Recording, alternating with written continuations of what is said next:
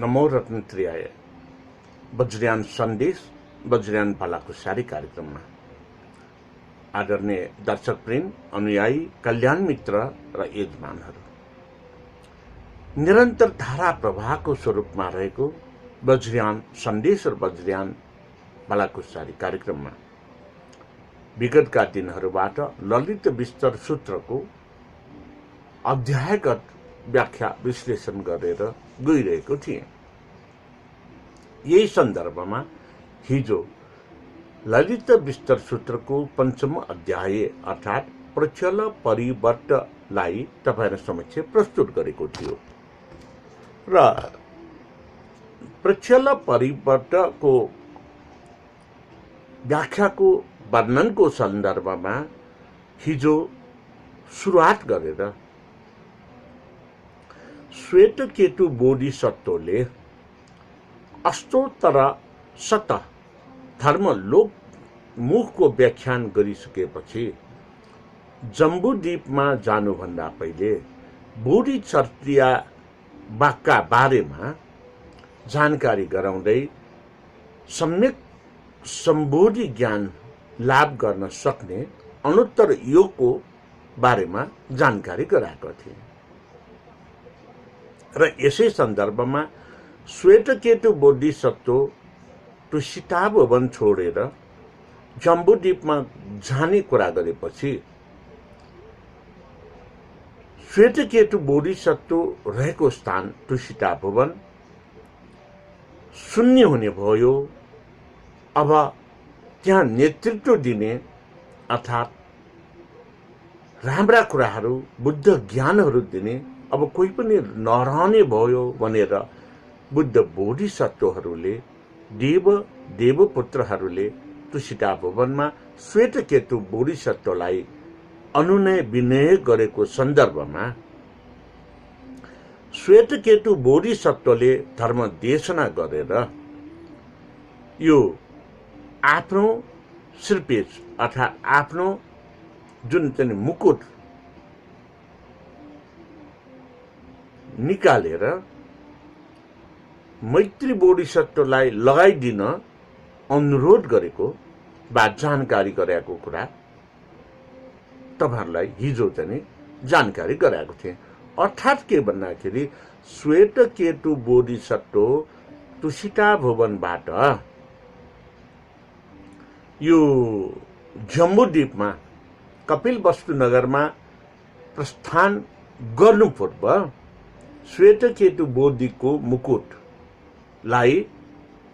तुषिता भवनमा नै छोडेर जाने र तुषिता भवनमा श्वेतकेतु बोधिसत्वको स्थानमा मैत्री बोधिसत्व आगमन हुने र मैत्री बोधिसत्वले तुषिता भवनमा यो धर्म देशना र तुषिता भवनलाई नेतृत्व दिने कुरा श्वेतकेतु बोधिसत्वले जानकारी गराएको कुरासम्म हिजोको श्रृङ्खलामा तपाईहरुलाई जानकारी गराएको थिएँ र आज चाहिँ म यसैको निरन्तरतामा अर्थात् प्रचल परिवर्तनको निरन्तरतामा फेरि भिक्षुहरूलाई श्वेतकेतु बोधिसत्वले भएको आज्ञा धर्म देशना पछि आएर शाक्यमुनि बुद्धले स्मरण गर्दै शाक्यमुनि बुद्धको भिक्षु संघका भिक्षुहरूलाई गर्नुभएको धर्म देशना बोधिसत्वको प्रभावले शुद्धोधन महाराजको घरमा 8 शुभ लक्षणहरू देखा पर्ने छ भनेर पनि भनेको कुरालाई हिजोको श्रृङ्खलामा मैले जानकारी गराइसकेँ। ती 8 लक्षणहरू आज एकपल्ट म फेरि दोहोऱ्याउन चाहन्छु। छिङ्गा लामखुट्टेहरू नआउने, सुमधुर हावाले गुन्जायमान गरेर कर्णप्रिय बनाउने, अनि हिमालयबाट राम्रा राम्रा चरा चुरुङ्गीहरू उडेर आएर राजदरबारको वरिपरि वासस्थान बनाउने, उद्यान अर्थात् बगैँचामा बेमौसमका फूलहरू बेमौसमका फलफूलहरू उत्पादन हुने, फुल्ने, र यी सम्पूर्ण गतिविधि चाहिँ भएपछि अब म यो श्वेतकेतु बोधिसत्वको स्वरूपबाट कपिलवस्तु नगरमा अवतरण हुन लाग्यो भनेर त्यहाँका जनता र राजदरबारले अनौपचारिक रूपमा जानकारी पाउनेछ। भनेको मतलब अनौपचारिक अघोषित भनेको के भन्दाखेरि अब कपिलवस्तु नगरमा नयाँ शुभ कार्य प्रारम्भ हुन लागेको छ भनेर आभास दिने खालका यी चाहिँ 8वटा शुभ कार्य हुने गर्दछ भनेर जानकारी हिजोको श्रृङ्खलासम्म गराएको थिए। अब आयो आजको यो श्रृङ्खलामा यही प्रक्षल परिवर्तनको निरन्तरतामा फेरि शाक्यमुनि बुद्धले आफ्ना भिक्षुसँगलाई श्वेतकेतु बोधिसत्व रहँदाको स्मरणलाई यसरी भन्नुभएको थियो। हे भिक्षुहरू हो, चतुर महाराज इन्द्र स्वयं तुषिता भुवनमा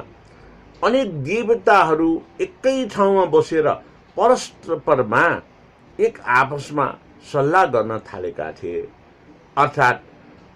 यो सल्लाह कस्तो सल्लाह भन्दाखेरि सदुपदेश अर्थात् श्वेतकेतु बुद्धले बोधिसत्वले अरूको हित र उद्धार गर्नुहुने सदुपयोग हुने उपदेशहरू दिने गर्दै जम्बूद्वीपमा हामीले चाहिँ देख्न पायो भने हामी पनि कृतज्ञ हुनेछौँ भनेर आफमा सल्लाह गरेको कुरालाई म यहाँ तपाईहरु समक्ष प्रस्तुत गरेको छु। जम्बूद्वीपमा त्यस कारणले हामी श्वेतकेतु बोधिसत्वसँगै गयो भने उहाँलाई डिस्टर्ब हुनेछ, अर्थात् काममा बाधा अर्चन हुन सक्छ। त्यस कारणले श्वेतकेतु बोधिसत्व एक्लै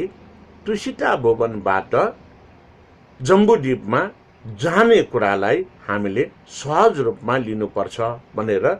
एक आपसमा कुरा गर्न थालेको। अनि प्रेमपूर्वक हित चित्त मिलेपछि मैत्री चित्तले उहाँले सबैको निमित्त सेवा गर्नको निमित्त माया देवीको गर्भमा प्रवेश गर्नेछ र जुन माया देवीको गर्भमा प्रवेश गर्ने बेलामा श्वेत हात्तीले कमलको फूल लिएर प्रवेश गरेको आभास हुने सपना देख्ने कुरालाई पनि यहाँ चाहिँ उल्लेख गरेको हामीले पाउँछौँ। र बोधिसत्वहरूले चाहिँ अनि जब श्वेतकेतु बोधिसत्व तुषिता भुवनबाट जम्बूद्वीपमा जाने अवतरण हुने बेला भयो, त्यो बेलामा पुष्प वृष्टि गरिदिने ताकि चाहिँ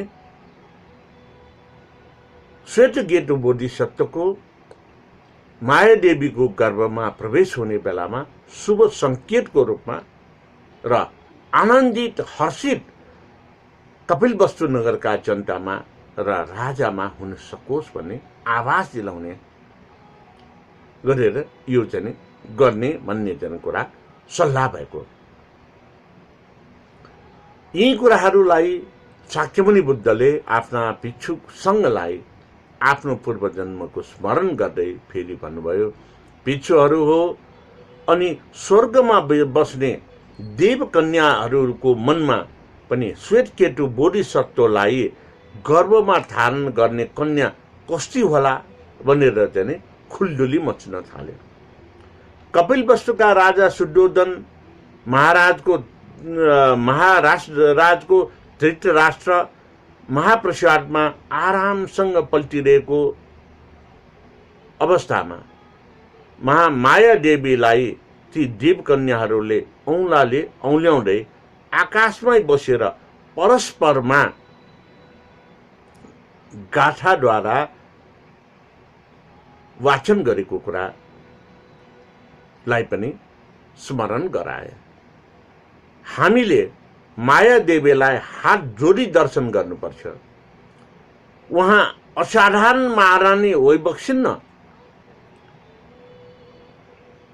उहाँको सौन्दर्य तथा शील स्वभावको प्रशंसा गरेर साध्यै छैन। यसरी प्रशंसा गरिरहेकै बेला देवताहरूले बोधिसत्व श्वेतकेतुलाई हजुरको चिउटी हुने समय भएको भए जगत सत्वलाई हित गर्न हजुर चिउटी हुनुहोस् भनी बिन्ती गरे। अर्थात् तुसिता भुवनमा श्वेतकेतु बोधिसत्वले 12 वर्षमा आफू जम्बू द्वीपमा अवतरण भएर कपिलवस्तु नगरका महारानी माया देवीको गर्भमा प्रवेश गर्ने र त्यहाँको जनतालाई चाहिँ सुख दिने, दुःखबाट मुक्त गर्ने भनेर सबै कुरा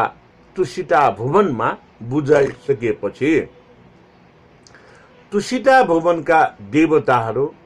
देवपुत्रहरू, जनता र तुसिता भुवनका बुद्ध बोधिसत्वहरूले सम्पूर्ण कुराहरू